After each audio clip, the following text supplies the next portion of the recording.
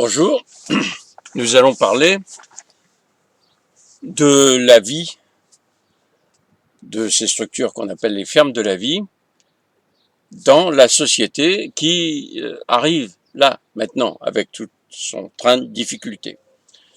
Alors, ces difficultés, c'est quoi? Souvent, on vous annonce le climat comme étant une difficulté majeure. C'est sûr que le climat va causer beaucoup de problèmes.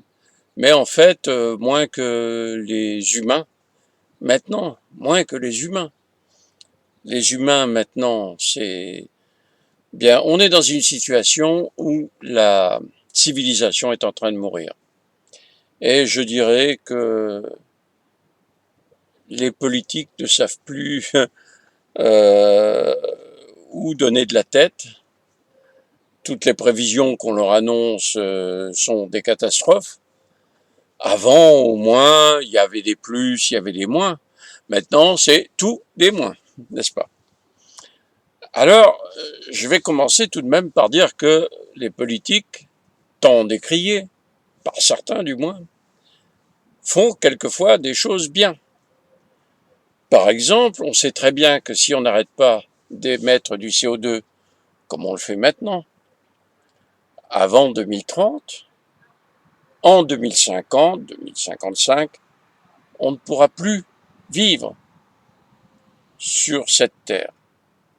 Il faut vraiment arrêter d'émettre des polluants avant la fin 2030.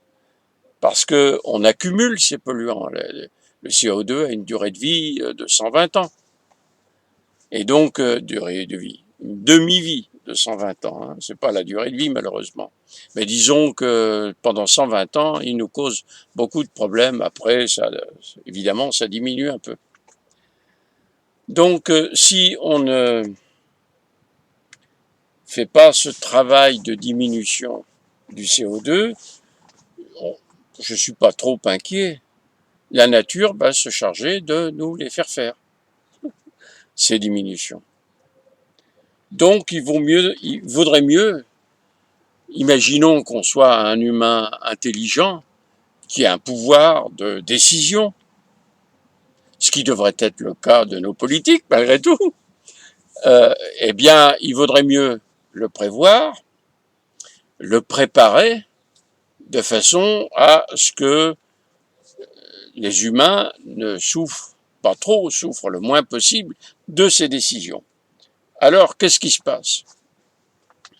Eh bien, nos présidents, nos chefs de gouvernement, des 27 chefs d'État de l'Europe, ont décidé le 6 octobre 2020 de diminuer les émissions de CO2 de 57%. En fait, ils ont décidé, les chefs d'État et de gouvernement, de diminuer de 60%, mais les députés européens ont trouvé que c'était trop et ont dit, bon, ce sera 55% plus 2% d'augmentation des absorptions, ce qui fait donc 57% de diminution des CO2. Entre parenthèses, je ne sais pas où ils vont trouver les moyens d'augmenter les absorptions de CO2 quand on sait que les forêts meurent, que c'est quand même un élément essentiel de régulation du CO2, que les océans sont maintenant saturés de CO2 et que donc ils ne captent plus rien, ils émettent même. Les terres cultivées, etc., qui étaient aussi un régulateur, émettent maintenant du CO2. Donc je crains que ça ne soit pas les 2% en moins, mais que ça soit quelques pourcents en plus. Mais c'est pas bien grave, c'est pas de ça dont il est question ici. Ça veut dire que les États, les 27 États européens, sont condamnés par une loi européenne votée par le Parlement, donc active, à diminuer le CO2. Ça veut dire quoi diminuer le CO2? Ça veut dire diminuer l'activité de 57%, presque 60%. Mais l'activité de tout le monde, de tout travail, toute transformation consomme de l'énergie et donc produit du CO2, directement ou indirectement. Quand vous mettez vos pieds dans vos babouches, ça, selon vous, ça émet pas du CO2. Oui, mais quand vous mettez vos pieds dedans, ça use un peu la babouche. Et la babouche, il va falloir en commander une autre bientôt. Et là, il a fallu fabriquer une babouche, la transporter jusque chez vous pour que vous puissiez glisser vos pieds dedans. Voilà, donc le moindre geste, directement ou indirectement, produit du CO2. Et c'est cela qu'il va falloir arrêter. Il va falloir arrêter de mettre vos pieds dans vos babouches, que vous avez payé tout bien. Ce sont vraiment vos babouches. Alors ça veut dire quoi 57%? Ben écoutez, imaginons, vous prenez un pays comme la France, 67 millions d'habitants, on a une solution pour faire ces 57%. C'est que tout le monde arrête de travailler pendant le temps qu'il faut. Et c'est quoi le temps qu'il faut? Ben écoutez, je vais vous le donner. Vous vous levez le lundi matin, vous vous levez, vous vous mettez debout au pied de votre lit en laissant les babouches tranquilles. Vous bougez pas, vous n'allez pas pisser, vous n'allez pas aux toilettes, vous n'allez pas prendre le petit-déj, rien. Vous êtes debout, rien. Vous avez le droit de chanter, vous avez le droit de... Faites ce que vous voulez. Et ça pendant 4 jours, moins un centième de jour. Hein. Donc, voilà, 4 jours. Donc lundi, mardi, mercredi, jeudi. À 11 heures, un centième de jour, de tête comme ça, à 11h20, donc un peu avant minuit, vous pourrez recommencer à vivre, si vous avez fait ça pendant 4 jours. Vous n'avez pas le droit de vous recoucher, ça use les draps, etc., etc. Et ça, toutes les semaines, tous les mois, toute l'année, toutes les années qui suivent. C'est possible? Bon, bien sûr que non, c'est pas possible.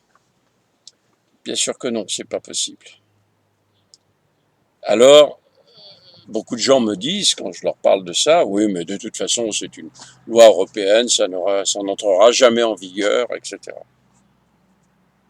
C'est bien possible. D'ailleurs, j'ai pas vu beaucoup de lois européennes ne pas entrer en vigueur. Je crois que c'est même une caractéristique des lois européennes par rapport aux lois françaises, c'est que les lois européennes, elles sont appliquées. Euh, alors, est-ce que ça entre en vigueur ou est-ce que ça va entrer en vigueur ou est-ce que ça sera lettre morte? Eh bien, c'est entré en vigueur.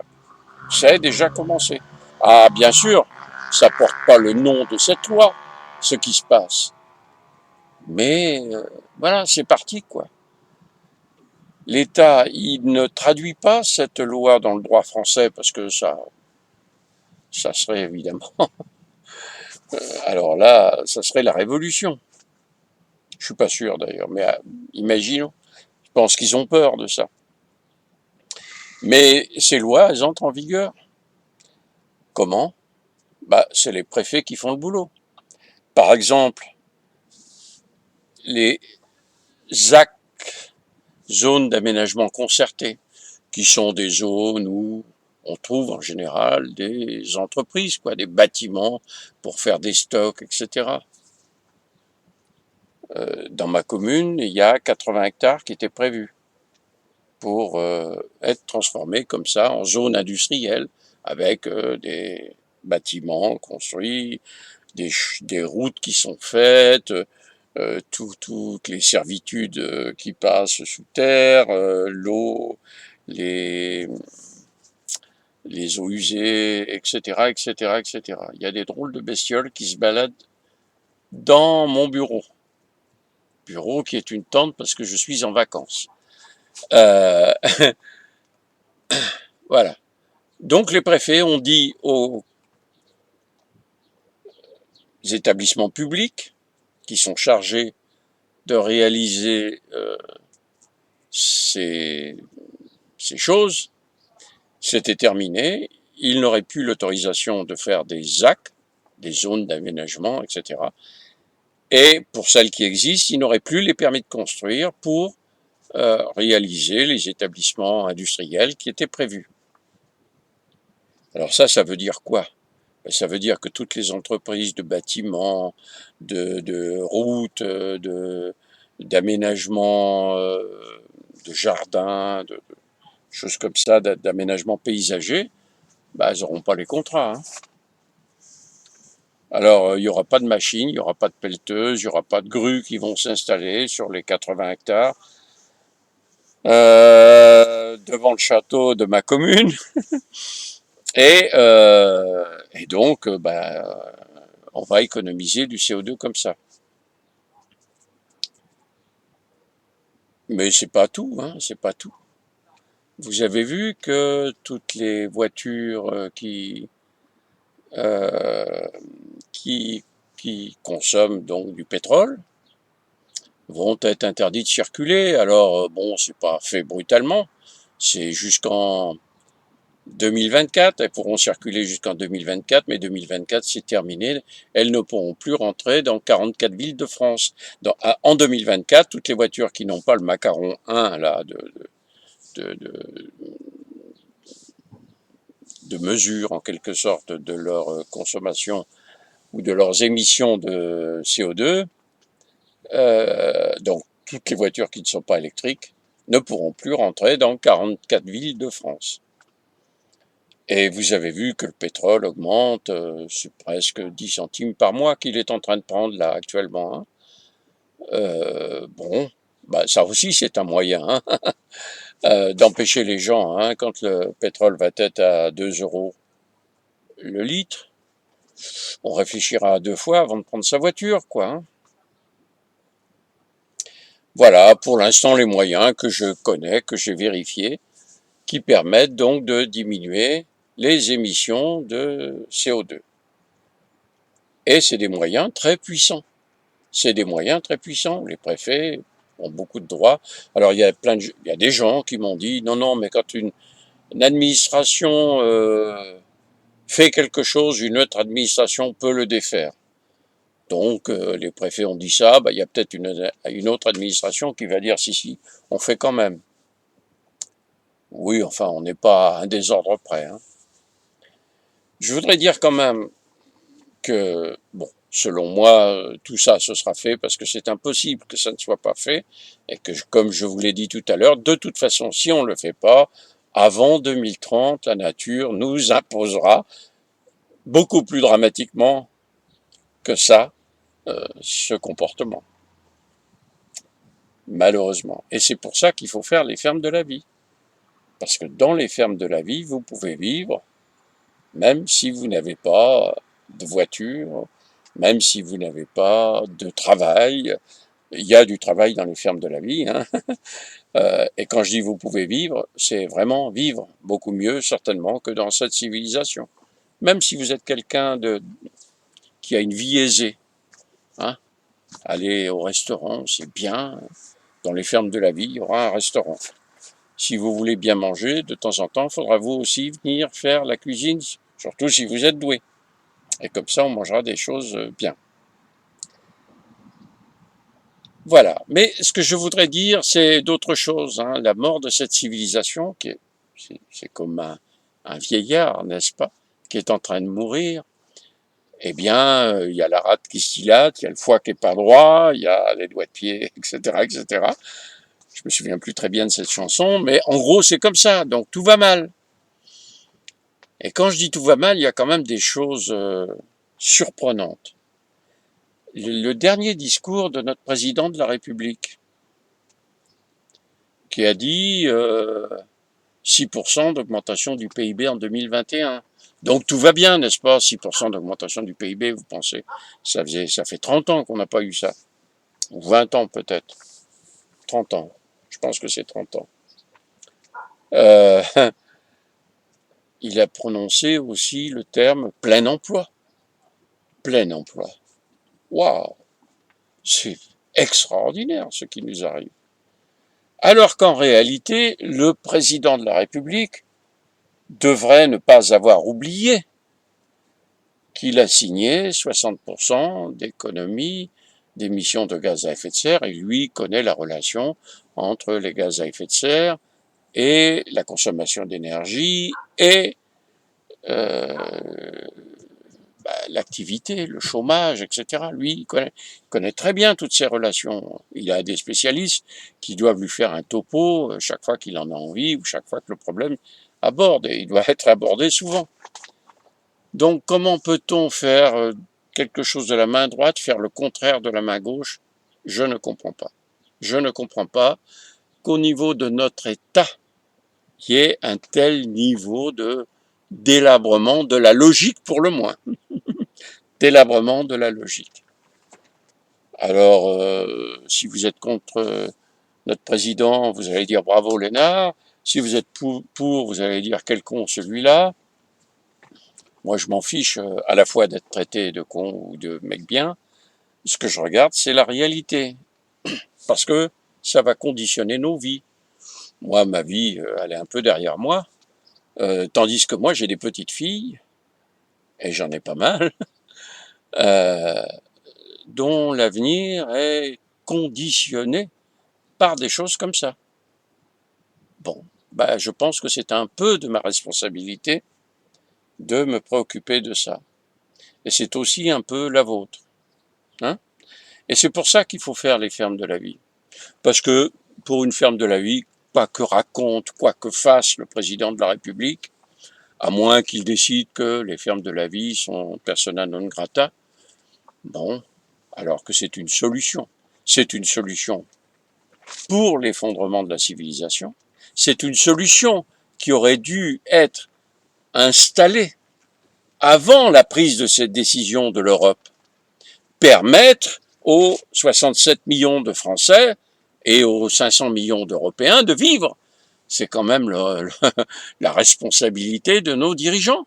Mais là, en prenant cette décision, ils ont pris la décision de détruire, comment le dire avec élégance, de détruire la vie de 490 millions d'Européens. OK? Et bien sûr, le même pourcentage de Français, de Belges, d'Allemands, etc. Voilà.